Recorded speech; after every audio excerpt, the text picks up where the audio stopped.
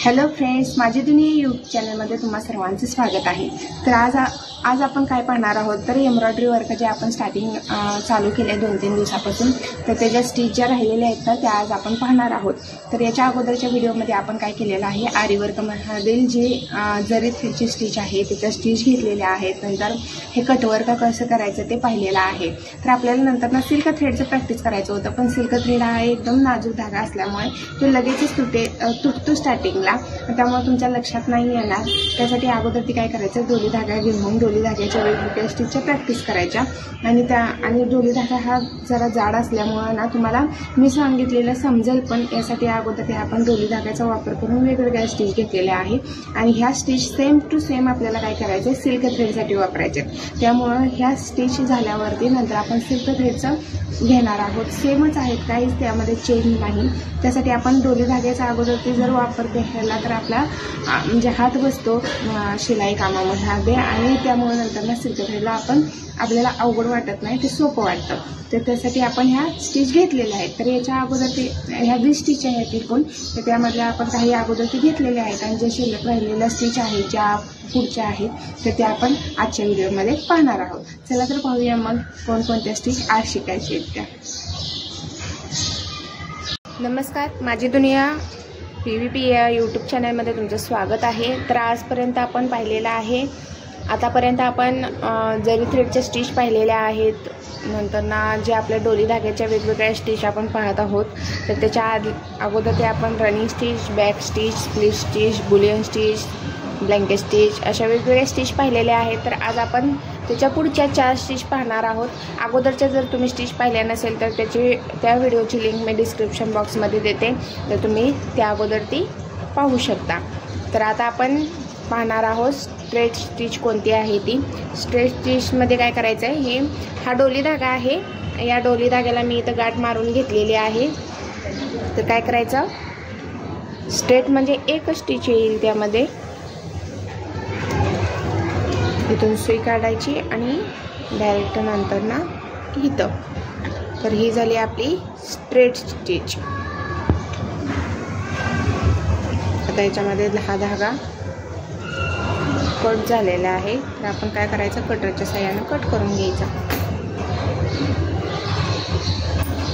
त्याच्यानंतर ना इथं आपण गाठ देणार आहोत, त्यासाठी छोटी स्टिच घ्यायची वरती। खाली कशी गाठ द्यायची ते आपण अगोदरच्या व्हिडिओमध्ये पाहिलेलं आहे। तर खाली 2 राऊंड घ्यायचे आणि त्यामध्ये काय करायचं, वरून सुई खाली घ्यायची आणि त्या राऊंडमध्ये घ्यायची, म्हणजे आपली इथं गाठ खाली तयार होते। तर अशा पद्धतीने आपण इथं गाठ दिलेली आहे। तर ही स्टिच आपण इथे घेतलेली आहे। त्याच्यानंतर आपण आज ह्या स्टिच पाहणार आहोत।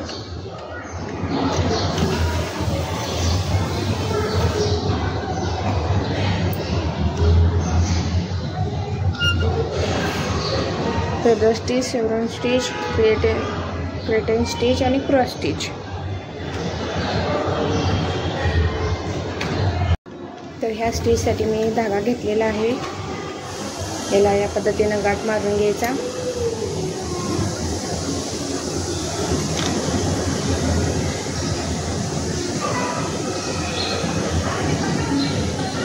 तर इथं या पद्धतीनं सुई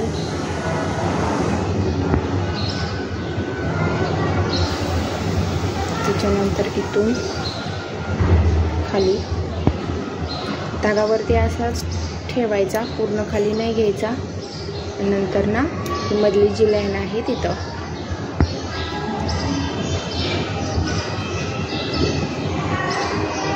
त्याच्यानंतर ना सुई 4थ्या लाईनमध्ये आणि त्याच्या मधल्या लाईनमध्ये मध्ये घ्यायची। त्याच्यानंतर ना ह्या साईडला घ्यायचं, बरोबर लाईनमध्येच घ्यायचं। नंतर दुसऱ्या लाईनमधून सुई बाहेर काढायची वरती त्याच्यानंतर चौथ्या लाईनमध्ये सुई आतमध्ये घालायची आणि तिसऱ्या लाईनमधून बाहेर काढायची. नंतर पहिल्या लाईनमध्ये आतमध्ये आणि दुसऱ्या लाईनमधून बाहेर.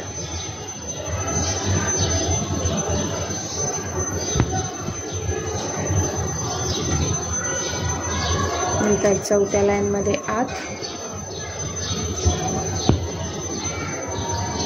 नंतर तिसऱ्या लाईनमधून वरती.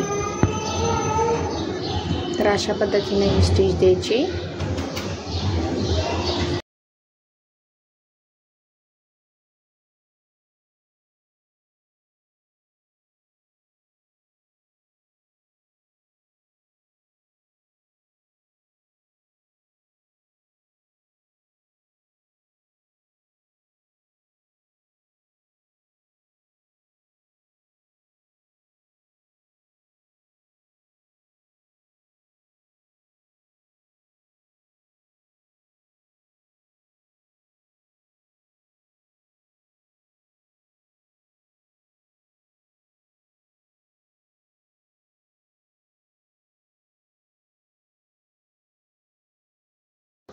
तर आता ही स्टिच कशी द्यायची ते पाहूया. त्यासाठी काय करायचं, धाग्याला गाठ मारून घ्यायची या पद्धतीनं.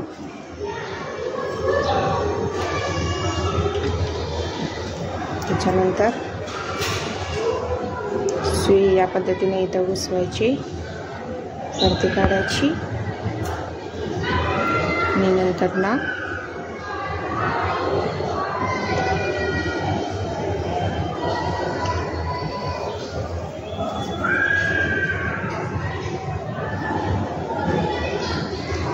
या पद्धतीनं काढून नंतर ना खाली तेवढंच अंतर घ्यायचं आणि नंतर ना इथून बाहेर काढायची.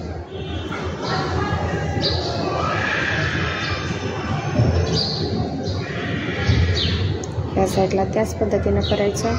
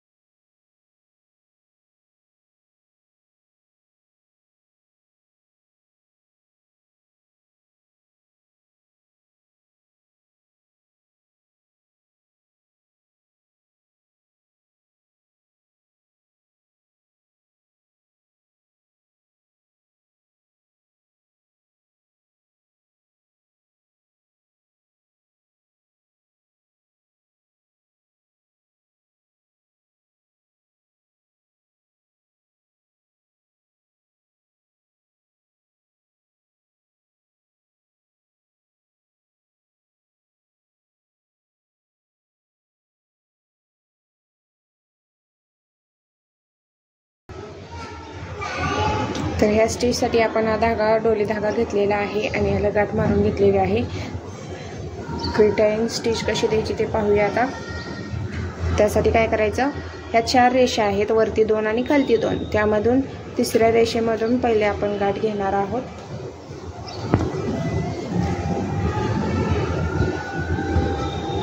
या पद्धतीने असा धागा घ्यायचा वरती। त्याच्यानंतर ना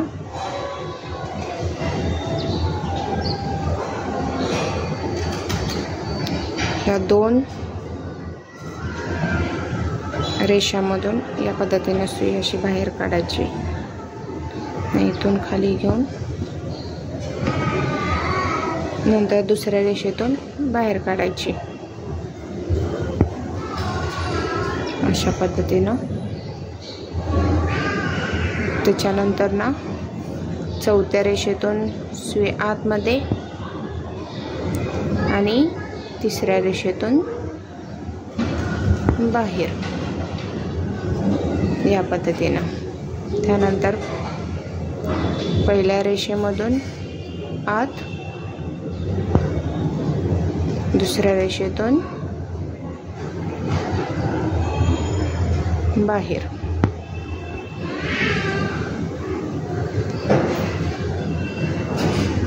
त्याच पद्धतीने करत जायचं।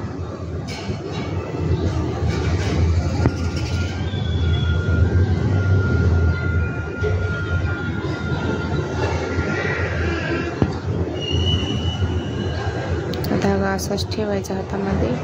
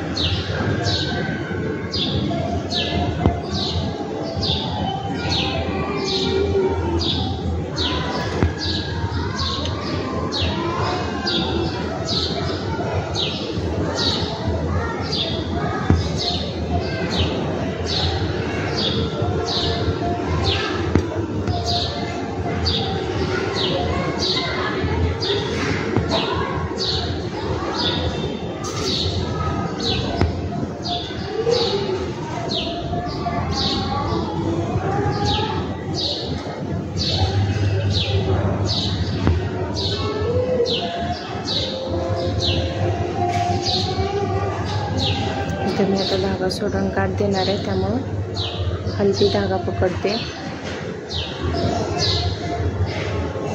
सुई घुसवल्यावरती घुसवल्यावर धागा या साईडला गेला पाहिजे असं द्यायचं। खाली धाग्याचे 2 राऊंड आणि त्याच्यानंतर वरतून सुई खाली।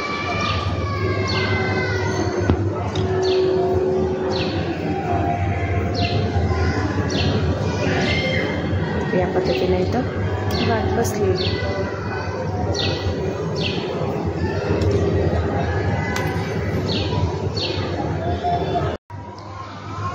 आता क्रॉस स्टिच कशी द्यायची ते पाहूया। त्यासाठी आपण हा धागा वापरणार आहोत। याला गाठ या पद्धतीने मी मारून घेतलेली आहे। त्यासाठी काय करायचं, अगोदर ती सुई खालून वरती,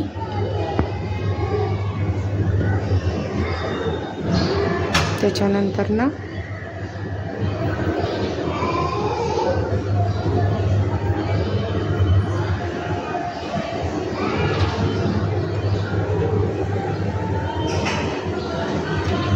या पद्धतीने काढायची आणि नंतर ना इथं वापस झिरो क्रॉस इथून वरती, त्याच्यानंतर थोडं अंतर देऊन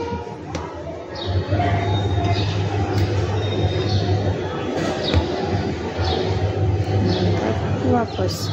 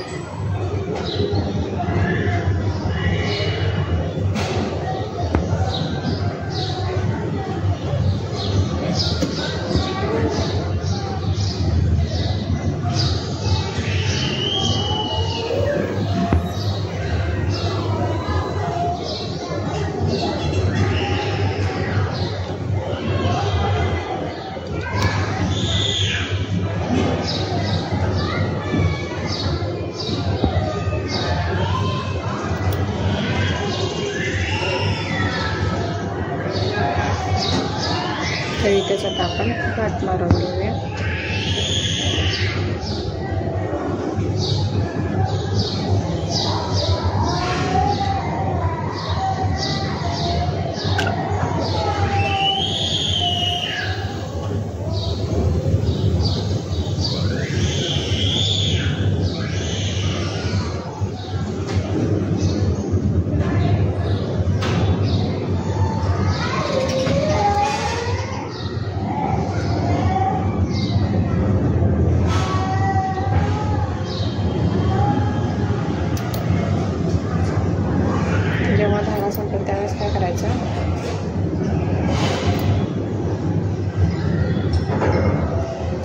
खाली पीठ देऊन ठेवायचा धाग्याला, अशी सुई ओवायची आणि खाली काढायची सुई.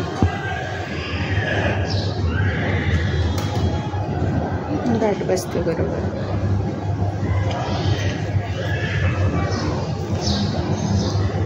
तर अशा पद्धतीने आपल्या आज 5 स्टिच देऊन झालेल्या आहेत. व्हिडिओ आवडल्यास लाईक करा, शेअर करा, तसेच चॅनेलला सबस्क्राईब करा अशाच नवनवीन स्टिच पाहण्यासाठी. आणि सोबतच असलेल्या बेल आयकॉनलाही क्लिक करा. धन्यवाद.